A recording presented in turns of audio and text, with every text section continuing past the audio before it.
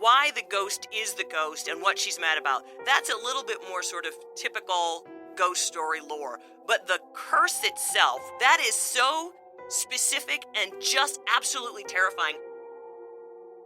The amount of kids we're going to kill just in this one conversation today is just insane. If you get those clickbait lists about the most twisty endings ever in movies, I click on them, and this is always on there, as it should be. Ooh, we're getting spooky this time on the podcast as we talk about ghosts and fun stuff like that with a special guest, friend of the show, making another return to Fright Club, and we love it. Welcome. This is the Fright Club podcast, and she is Hope Madden. He's George Wolf. And we're from madwolf.com. And first of all, usually we save this plug until the end, but we got to do a quick early plug to the Fright Club podcast group on Facebook because they came out in force last night at the Bruce O'Rama event here in Columbus, Ohio. That was a blast. It was super fun, and we did a bonus Fright Club a couple of weeks ago where we got to interview Bruce Campbell, and that was super fun and a little nerve-wracking. Yeah, if you didn't hear it, he's got this traveling show. It's half game show and half movie. The first part of it, it's a game show called Last Fan Standing, where everybody uses their phone and answers some trivia questions, and then the top 4 in the room get to come up on stage and have a little a fan off. That's right. To become the last fan standing. And I'm telling you, the winner last night won a sweet piece of swag that we want. We do want it. From the new Evil Dead Rise movie. But then we'd like to point out that the runner-up is a friend of the show. Yes, Lindsay. Part of the Doctor Show. Super fun. The Sick group World, of people, yeah. The Sick World of Doctor Show. And Joel, and then Lindsay got up on stage, and she came in second. She did come in second. She did a great job. She did. So anyway, that was fun, and we thank everybody for using that. We had forgotten. We ran into so many Fright Clubbers last night, and we had forgotten. It's because they were nice enough to give us a pre-sale code when tickets went on sale. So thank you for taking advantage of that. It makes us look good. It did, but also we all got some nice seats. We were all in the orchestra pit because it was pre-sale. So not only that, but it also maybe ensures us some more groovy opportunities in the future. Right. We hope so. So thanks to Bruce for talking to us about it, and thanks to the crowd for coming out. So that was fun. So we're looking ahead. Oh no, we also look back at the last podcast was with a Fright Club Live at Gateway, where we showed Session 9 and talked about patience in horror. That was good. That's right. That was super fun. And the movie went over huge. People really loved it. Better than Hagazusa. Yeah, it did. Although there was only one person who I think didn't care for the movie, and that was Maddie. But she was like the one person who did like Hagazusa. So it works out. That's right. It's a good balance. One of the things that we neglected to do, though, when we were talking about it, we didn't point out that the Danvers State Hospital, where Session 9 is filmed, that when it was a working hospital, that's where they made the horrifying documentary Titty Cut Follies. Right. Which we have talked about. Seth pointed that out, and that was a good point. And I'd forgotten all about that. So, yeah, thank you, Seth. And then also we want to say hello to our friend Dustin, who is he's in L.A. now. He was a longtime Fright Clubber, would come to the live events. Dustin and Michelle moved to L.A., and he reached a milestone this past week. That's right. He went back in the Wayback Machine. He's listened to every single podcast now. He just sort of plowed through 260 246 or 7 we're up to now. Episodes. So that's well done. Thank you, and also we're sorry. No, we're not. We're proud. We're proud of the progress we have made, because I think episode number 1 is probably like some songwriter that goes back and listens to early songs that they wrote and think, what was I doing? Some of those early ones might have been rough, so we'll let you listen to those. I'm sure they were. We're not going to listen to them again. If he listened to all of them, that means how many has he heard with our guest returning today? I believe this is at least the 4th. I think this is the 4th time. Nice. That it's possibly the 5th. Yeah. So we welcome back friend of the show, filmmaker George Popov. Welcome again. Well, thanks, guys. It's great to be back. Thanks for having me again. It's awesome. We're just getting all together, and I love it. Well, you've heard us talk about George's narrative films, Hex and The Droving, which we like very much. And now, just for people that may not have heard about your projects, your side world projects, which is what we're talking about more today, explain again what you mean by side world and what you're doing there with those documentaries. Yeah, absolutely. I mean, Side World is a series of now 3 documentary films. that all came out last year, and that was a crazy year before that making them. Yeah. So no, absolutely. But no, it's great fun. It's something that from Hex and the Droving, like as you well know, we have our interest in all these stories and legends and history and places and a lot of that with other future narrative projects as well. So putting together a series of documentaries where we explore the more factual or folkloric end of all these stories from Britain, and in the future we're aiming at the world as well to be able to bring all that culture to the surface and all these great horror stories we can share. That's a lot of what Sideworld's about, and the atmosphere that comes with it. All 3 documentaries are available on VOD from Amazon Prime. You can get them basically anywhere. They're really, really fun and really informative. I have enjoyed all 3 of them very much. The most recent one, Damnation Village, was kind of the inspiration for this because it's ghosts. So that was kind for of this podcast. For this yeah. podcast, for this topic today. But in previous podcasts, we talked about, because the first one was Haunted Forests of England. Right. We talked about that. And then we did the Sea Monsters. Yeah, Sea Monsters the was Terrors of the Sea, yes. which is very cool. And now we're up to Damnation Village. That's right. But you also have merch, right, as well. And then I know that on Twitter you guys do a lot of these quick tweets about just folklore from all over the world, which has got to be just like an outgrowth of the research that you're doing, right?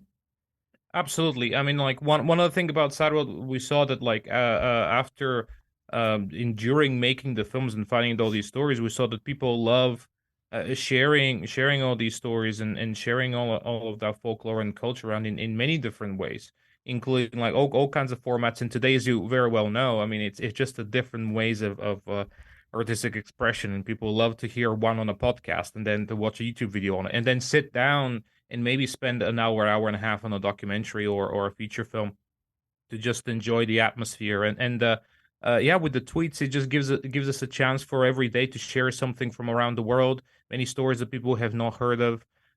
Maybe from the rest of it, sometimes we have like, this is a ghost from Mali. This right. is, a beautiful, crazy monster from Canada or from the Arctic regions or anything. And until we get to the point where we have a full feature documentary for every region, and every place around the world, in the future, I think being able for us to share and learn those, I think it makes the world even smaller, and because we all share those passions and for these stories, it's such a great way to bond. Yeah. And with the items too, like having something that you can hold and you can like a little mug or a t-shirt or some of the great items we have where we try to do something where every item tells a little story. We have some more simple merch ones as well, but one collection that I love is called the Dark Archives, which basically has these monsters. For example, if we do the Sea Monster series, you get a wonderful artwork of monster on the forefront, on the front of the shirt, and then on the back you get a custom-made horror story for that one shirt that either me or Jonathan or someone else in the crew, we came together and we wrote specifically. So we try to put this like sort of real tactile feel and storytelling in everything, so you kind of surround yourself with less corporate stuff and more like the real things that we all love. That is awesome. And just we'll have links to that in the blog that goes along with this podcast, so that it's going to be easy for you guys to just click and find what you're looking for. And I do love, and I highly recommend, if you don't follow Sideworld on Twitter, that you do, because it's not just a little quick tweet telling. There's always an image, and the images are terrifying and awesome, really beautiful. Well, thank you. Yeah, we try, and we're working now with quite a few people as well to bring them from all kinds and everywhere. So there'll be a lot more of that coming in. Yeah, and it's interesting. Just in the last several years, when I think folk horror has had sort of a comeback, I didn't realize maybe before that how much I love it. Oh, yeah. I love the whole genre. Yes. And I think it's because it's always existed. Folk horror, that's really why it's called that. And so it's something that stood the test of time and has always, I think, the reason that it has is because it taps into primal terror, primal fears in a way that, that other horrors do not. And it's, I think, fascinating to look at similarities, from cultures like millions of miles apart. It's interesting to see how the same basic human fear manifests differently depending on what the culture is. Folk horror is the best. Yeah, and Side World is doing a great job covering the different, you know, Yeah. you've got the sea and then go in the forest. Okay, scary. Oh, yeah. And now we're getting into what's scarier than ghosts. So that's a fun way to go about it. And we're going to dig in to some of our favorites here right now. Yes. So we've got a bunch of great ghosts that didn't quite make it, and Right. I knew I probably could have guessed that you were going to start with the librarian in Ghostbusters because that's an everybody knows that one. Oh yeah, that's a great scary ghost, but it couldn't carry I mean ghosts and ghost stories. This is one of the sort of most populated areas of horror films, and so obviously we had to leave a lot out. And I'm just going to run through some of my favorites that didn't make the list of librarian Ghostbusters yet. Yoni and Shiga from Kuroniko. I just realizing I don't think I've ever tried to say that title out loud before. I just realized how I stumbled over it. And also Dark Water, the original 2002 Dark Water has a great ghost in it. Tomas from the orphanage. Oh, yeah. This close. Tomas was this Yeah, close. And I know you love it. I know just you love got it. bumped at the last minute. And then also the main little girl from Kill Baby Kill, Mario Bava's Kill Baby Kill. She's super creepy. Love her. And then there are a couple where, technically speaking, Candyman is a ghost, if you think about it. And also Freddy Krueger. Technically speaking, Freddy Krueger is a ghost. But not really in the way that I wanted them to be, so they're not on here. And then there are ghosts that don't really have names. The Changeling, that's a creepy but sweet ghost. He's really just trying to do the best thing, the Changeling ghost. And then also Poltergeist, which is a lot of different ghosts. Yeah. And they will inspire you to tear the flesh off your own face. Yeah, so you couldn't narrow that down to just one, No. the Poltergeist and No. Poltergeist. But Right. all right, so... But these are all ghost tales that y'all should watch. Everybody should watch these. Yeah. So, but our top 5 here is mainly focusing on the ghost Right. itself, right? Not necessarily the movie. Right, the ghost. But the ghost. Yeah. Well, these are good ones. Number 5 from 2001, after Carlos, a 12-year-old whose father has died in the Spanish Civil War, arrives at an ominous boys' orphanage, he discovers the school is haunted and has many dark secrets, which he must uncover. This is Santi, the ghost, in Devil's Backbone.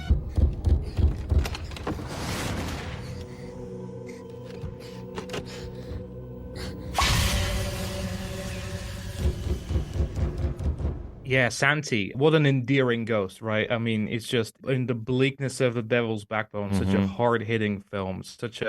Again, it almost seems like a dress rehearsal for Pan's Labyrinth, which is one of my favorite films of all time. Yes. And I couldn't help but rewatch again all those elements that then repeat on and they're expanded on in Pan's Labyrinth, and from the setting to everything. And the spirit of Santi. Well, you can almost say spirit of Santi, right? Because the Catholic themes with Guillermo, they're never too far away, and he kind of says for himself that when they ask him, Guillermo, are you religious? And he says, well, I say what Louis Buñuel says, I'm an atheist, thank God. So, it's always so close, and I think it's such a tragic ghost, wonderful visually, the image of the underwater blood coming out from his forehead, and and you trying to figure out how that works into the story, and it's a very appropriate ghost for the best way to interweave the supernatural element with the harsh reality of what those kids have to face in that world. Yeah, and we love his films, and one of the best things I think that he does, no matter what kind of story he's telling, he always wears his heart on his sleeve in the most beautiful ways, and you can see that here as well. One of the things, too, I think that you see also, actually in a lot of his films, but also most recently in Pinocchio, is that when it comes to war, you can tell that for him, the tragedy that befalls children is really specifically, I think, motivating to him. And you see it, of course, in Pan's Labyrinth. You see it in Pinocchio, and then obviously you see it first and kind of the most clearly here as we just follow these orphans. And I do love that also the ghost is the least scary thing to these children, right? The ghost is another kid and isn't really a bad force. Like everything is so terrifying, just every part of their everyday. Yeah. Bullies and the government and the death of their parents and the war that's around them and what their future might hold, that a ghost is actually not such a scary notion. Yeah. And I think, a lot of times when you watch any kind of a horror movie, the fact that the protagonist is following something that's supernatural, you're watching it going, no way. This is zero chance that this would really happen. This is only happening because he has to for the movie to move forward. But that's not the case in Pan's Labyrinth. You're like, oh yeah, absolutely. Like, why not? What's the worst thing that could happen, right? So I love that about this, but I think it's just the tenderness throughout the whole movie that gives the film an emotional sort of tenor that most horror films miss. Yeah, I think that's very, very true. And that's number 5 on our list, The Devil's Backbone, Guillermo del Toro from 2001. Santi is the ghost. So moving up to number 4, this is from 2012. A young solicitor travels to a remote village where he discovers that the vengeful ghost of a scorned woman is terrorizing the locals. This is Jeanette the ghost in The Woman in Black. There are those who believe the whole town is cursed, but the house in the marsh is by far the worst.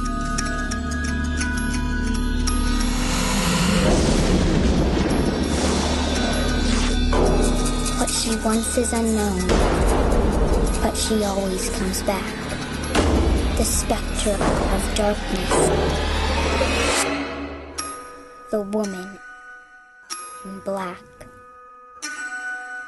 This one I remember very well because for some reason I didn't have a lot of hopes for this movie at the time. I don't know why, but it turned out to be really impressive. I remember walking out and going, that was a damn good ghost story. Yeah, it is really good. So it's James Watkins who did Eden Lake, which was one of our favorites. It's one of our first Fright Club lives was Eden Lake. Woo! And people were mad. They were mad. People were mad. That's not a happy story. And it was really Daniel Radcliffe's first big post-Harry Potter film. Yeah. And we were rooting.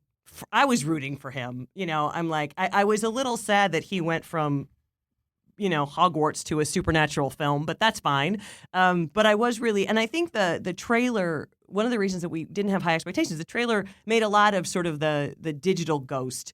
And you thought, I don't know about that. But I mean, the way that it ratchets up tension and then the actual story itself, which is taken from a BBC movie from a few years earlier, well, actually probably at least a decade earlier, this is also quite creepy, but not as hard-hitting, not as many jump scares that are done well. Mm-hmm. It's more atmospheric and it kind of wears on you, whereas this one is just horrible. It's a horrible story. It's a terrible story. But it's got a great atmosphere, too. The gothic really atmosphere is great. It really does, and it's so sad, and I love the resolution because the resolution is so sad that it stays true to the whole story, but also just throughout these images of children who just decide, and you watch them, these 3 adorable little girls, they're playing together, they all get up, they hold hands, and then they just toss themselves out a 3rd-story window to their death. You're like, oh my God! It's a powerful, very scary movie. It is. Oh yeah, and that's just the opening, and then the amount of kids we're gonna kill just in this one conversation today is just insane. Every movie, I loved it, and same as you when it came out. I remember it just seemed like one of those films that they're trying to plug the Harry Potter actors to make them like stars after that, and they weren't all working. And he said like it was a very Hollywood cut trailer for a story that's like so inherently like creepy British type of action story. It just needed a different sort of treatment. But when I watched it, I was like, where has this been all my life? Like this is amazing. And it's so beautifully done, so well directed, and the color scheme, everything about it is so creepy. And you said it is horrible. And I have seen also the original BBC thing, which for its time, which is probably 1990 or 89. I think it's great, and they're creepy in their own way, in a kind of like janky British sort of way, right? But this is the one where you kind of really wins you over in its visuals and in its like in the framing. Like there's always enough of the frame left that you can see, similar of The Innocents or something, where there's so much of it left open where there could be a ghost there or there. And it's a great story, and also well done to Daniel Radcliffe. I thought he was agreed. Nice. And not only that, the ensemble, because Mr. and Mrs. Daly, Janet McTeer, who's always great. She is always great. And then Mr. Daly. Yeah, Kieran Hines. Yeah, who's also always great. And they were a great couple. And one of the things I think I like, and we're going to talk about the Ju-on series here in a second. One of the things I like about both of these ideas, The Woman in Black, right, is that this unsuspecting man sees her. He doesn't know he shouldn't see her. He doesn't know what's going to happen. Nobody tells, but everybody in town is like, every time you see her, one of our children die. It's like, wow, who came up with that? I know. Oh my God, that's terrifying. Yeah, and that adds a whole different creepy layer because then he's looked at as a villain, and he's an outsider already, and they're sort of suspicious of him already. Right. But then they have a very good reason for it. Yeah. I mean, the whole the central idea, the curse, right? So not so much why the ghost is the ghost and what she's mad about. That's a little bit more sort of typical ghost story lore. But the curse itself, that is so specific and just absolutely terrifying. And then the way it manifests itself, because then she shows up, only the kids can see her. So we don't know what she's saying or doing. And she convinces these little children to kill themselves in sometimes the most horrifying ways. It's a genius, cracked concept. It's a great idea for a scary movie. It really is. It's one of those, like, why didn't you tell me first the movie? Yeah. You know, it's... I'd have stayed home. I didn't need to go out there. Who's driving me out there? Why didn't you tell me when you were driving me out here? I'd have stayed home. Yeah, that's good. Yeah, really solid ghost story from 2012, The Woman in Black. Taking us up to number 3 from 2002. A mysterious and vengeful spirit marks and pursues anybody who dares enter the house in which it resides. The ghost is Toshio in Ju-on, The Grudge.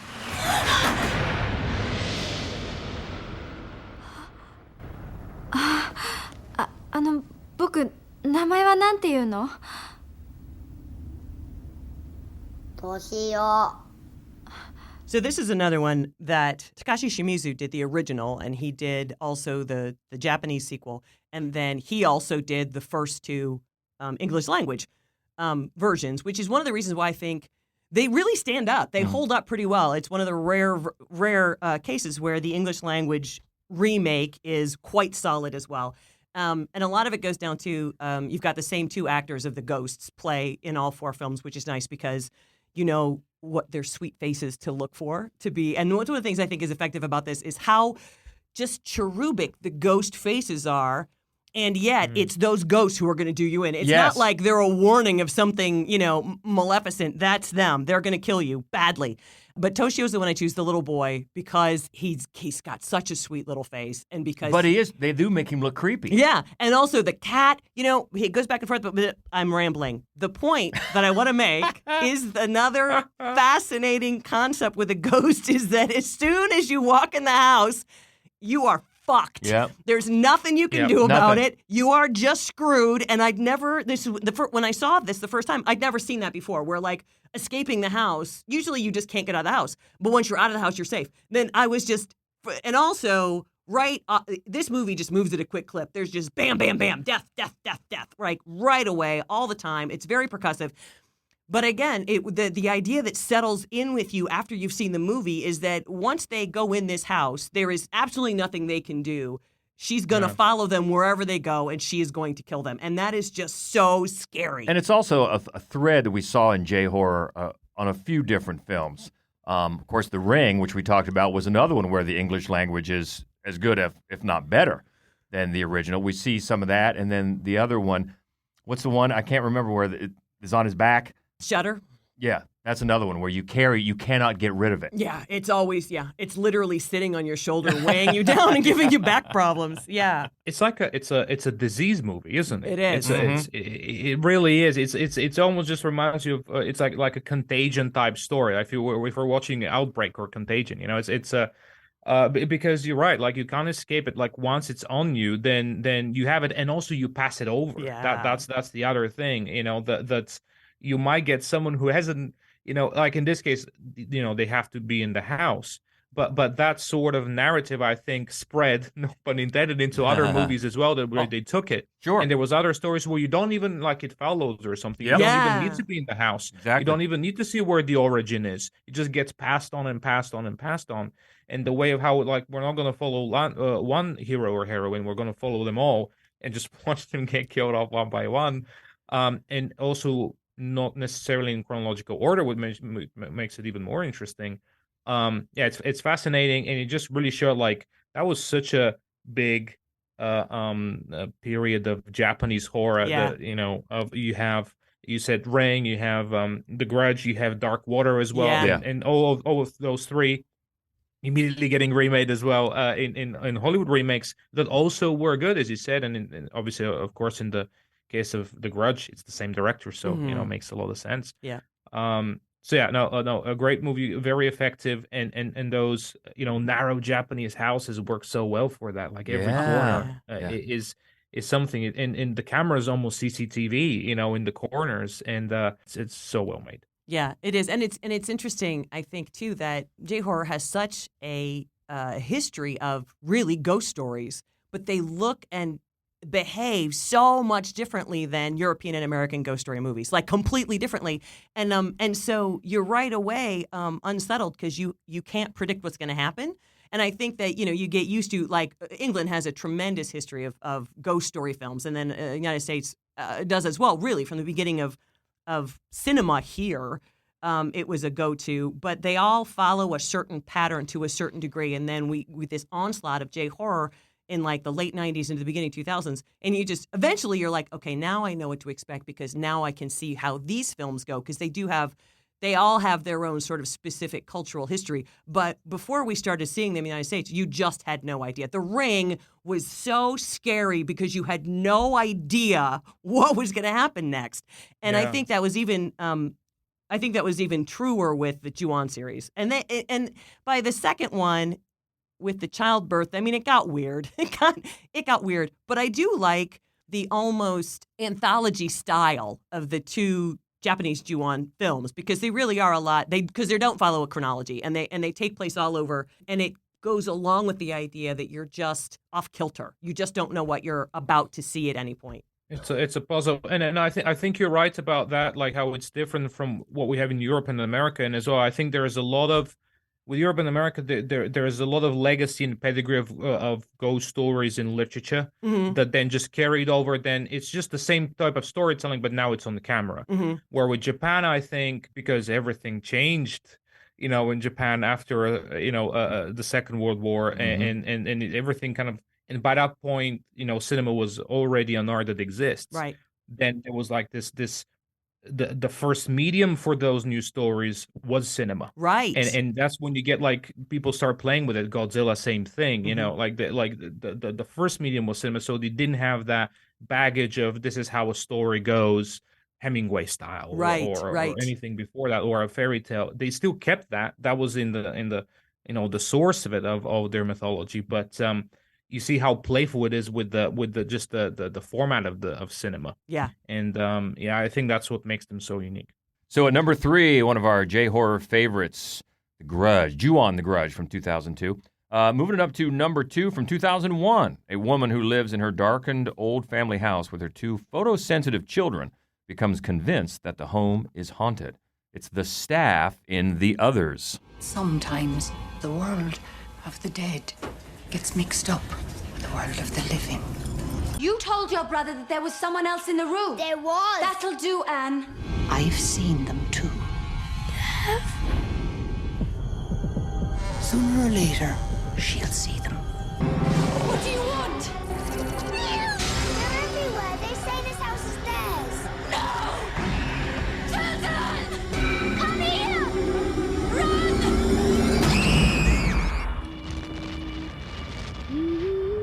So that is an ugly spoiler right there, but it's a 21-year-old movie. If you haven't seen The Others yet, well, then that's on you. Well, I don't know if your social media algorithm is anything like mine, but if you get those clickbait lists about the most twisty endings ever in movies, I click on them, and this is always on there, as it should be. As it should be. It's a great... And honestly, if you have seen it, you know that literally anybody in the entire film could have been on this list.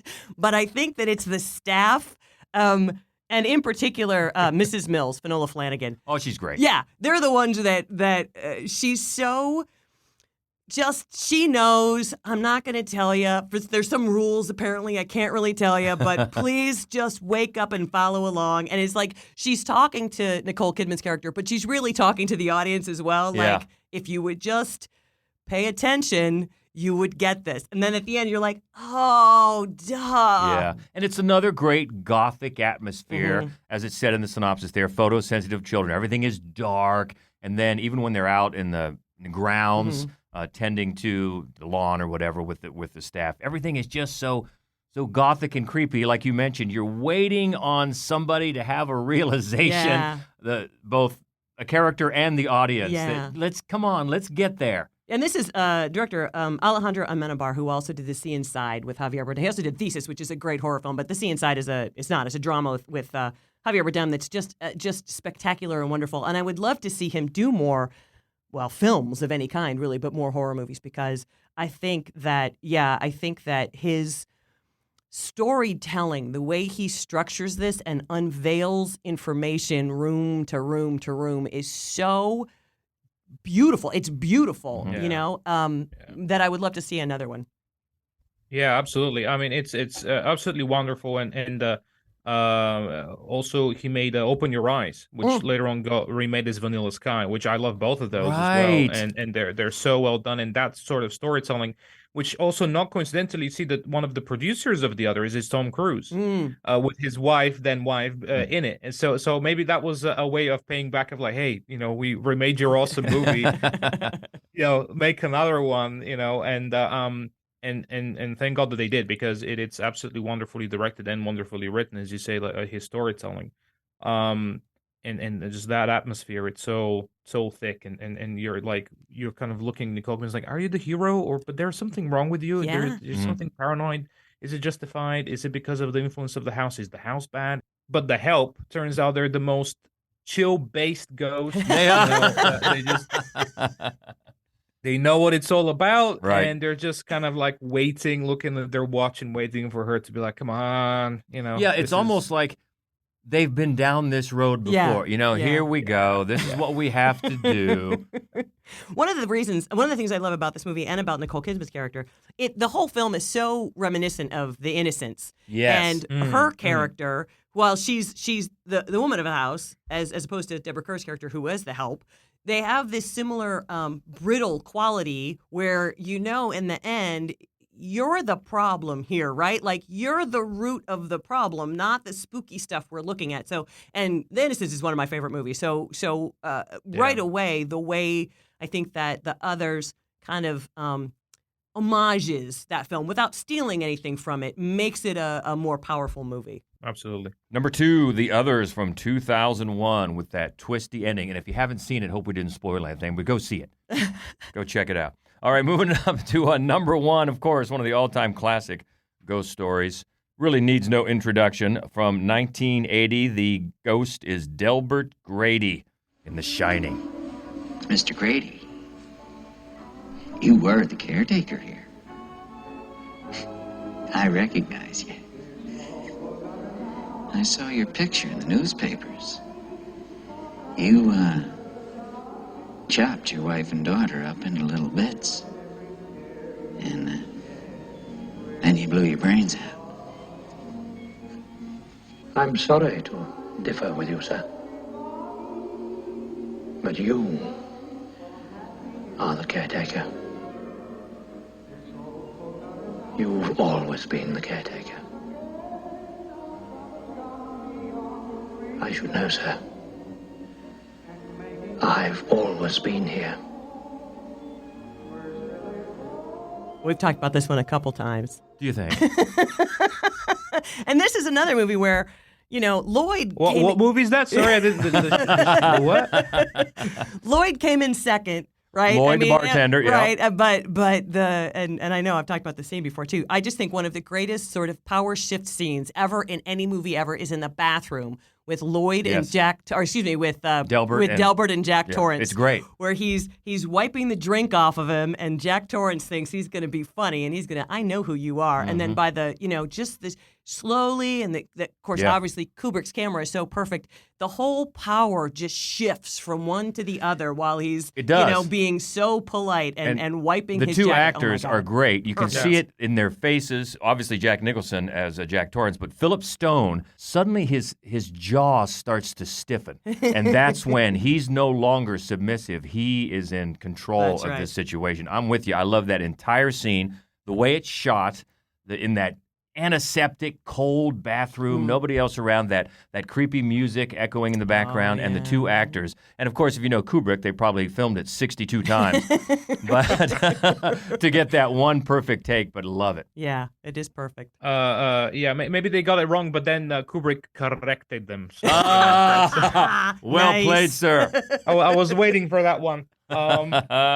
But no, it's not to get too film nerdy, but purposefully breaking the 180-degree rule, to when he cuts back to them, just again, as you said, to show that power shift, and it's so beautiful and unexpected because it's not the main ghost coming in that's being like luring him in or anything like that. It just starts with some guy that spills the drink over him, and that there's something wrong, and that they're not real.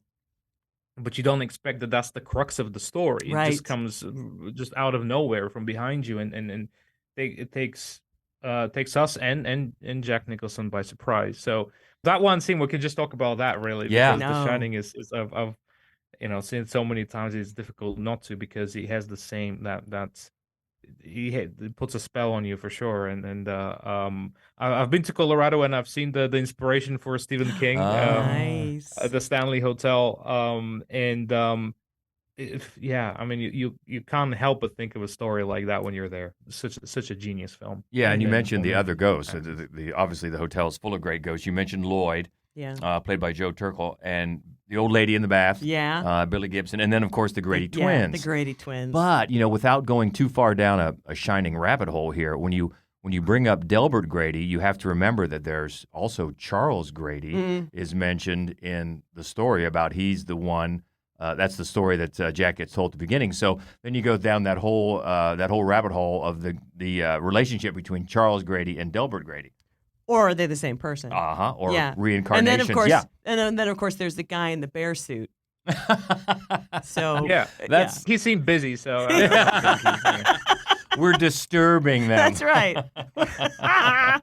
But it just shows you, I think, the power of that movie. How many rabbit holes people have dug for it. Oh, my God, yeah. Whether worthy or not. And I would recommend the documentary. It's only like an hour. It just came out, Kubrick on Kubrick. Oh, yeah. Where some of his only interviews that he gave over many years, even for the segments where he talks about The Shining, and you get the idea that, no, he just viewed this as a simple ghost story, and maybe these rabbit holes are all manufactured by yourselves. But it's still very interesting to talk about. Yeah, well, and also with these two ghosts. The documentary Room 237, which is nothing but those rabbit holes, and is great, is super fun to watch. Somehow, simultaneously, both of these theories are true, I think. It's just, nothing can ever be just simple with Kubrick, even if he tries. And that is number one, Delbert Grady from The Shining, 1980. Good group of ghosts. Well done. But of course, anybody in Fright Club, any Fright Clubber that might have one that we missed, let us know. Yeah, absolutely. We look forward to it. They will. They totally will. That's right. It's all right. And you can find us, obviously, easily on Twitter. That's at Fright Club Pod. Also on Facebook and Instagram. It is Mad Wolf Columbus. The main website, madwolf.com. And as we talked about in the beginning, please come join our special Fright Club podcast group on Facebook. Just do a request to join, and boom, you'll be in, and we'll keep the conversation going there. So a lot of fun talking about ghosts with George Popov. Yeah, it was. Thanks for coming. Oh, as always. No, it's my home away from home. I love it. So thank you. Well, we love for it. having me. And we talked about your side world projects. So once again, where can we find them, and the merch and everything? Where can we connect with you? Absolutely. So yeah, Damnation Village is the one that inspired all of this. So check it out. And if you haven't seen the other two, Haunted Forests of England and Terrors of the Sea, they're also going to be on Amazon, on Tubi, and as you said, pretty much everywhere VOD-wise. So you can enjoy them there. And in Damnation Village, I do suggest there's a few ghosts there, especially Fred Archer, the jockey. Very interesting story there in that one. Yeah, so also you can check our store at sideworld.co.uk. There you can find all these items we've been talking about, and it's one of our newest way to expand the Sideworld universe. So and enjoy it and tell us what you think. And you can tell us what you think on Twitter at Sideworld UK and at Rubicon Films UK, where we share everything else in terms of us. And I'm there somewhere as well at the George Popov. So same on Instagram, and we have our groups on Facebook too. So again, thank you so much for having me. And we'll I'll see you there. Do you know what? Actually, I want to say, Damnation Village made me realize something that had never occurred to me before, which is that ghost stories are essentially time loop stories. And and I forget which one, but it was he makes the same trek to the church like every day through the cemetery. Yeah, it was the Black Abbot of Pressbury. Yeah, and watching that, I thought to myself, of course I'm like, oh my God, they're just trapped in a time loop, and it had never ever occurred to me before that that's really what ghosts are. They're just trapped in a time loop. Yeah, absolutely. I think we bring that theory in the second chapter of Damnation Village, which is this village that's nearby where I live called Pressbury, and a lot of the ghosts there just seem like less the specters of the dead coming to ask you something, and more about like these recordings. So it's very interesting, and it's a theory that's been brought up many times. So thanks for saying that. But check it out and see. If you can spot something that we didn't. So yeah, check them all out. Very much worth your time. We're looking ahead to next Fright Club. Well, we'll be back at Gateway Film Center for Fright Club Live on May the 12th. We are going to show Brandon Cronenberg's first feature film, Antiviral, which is super fun. I love this movie so much. And I don't know how fun it is, but right, fun is always quote unquote fun. I always use that word wrong. And then we're going to talk, strangely enough, as it came up earlier today, Contagion in horror. That's going to be our topic. Yeah, and that's a good one. There you go. So looking forward to that. Make it out if you can. In the meantime, please keep in touch. And until next time, she is Hope Madden. He's George Wolf. This is the Fright Club podcast, and he is George Popov. Stay frightful, my friends. Yay! Till next time. All right. Yeah, love you both. You too, man. See ya.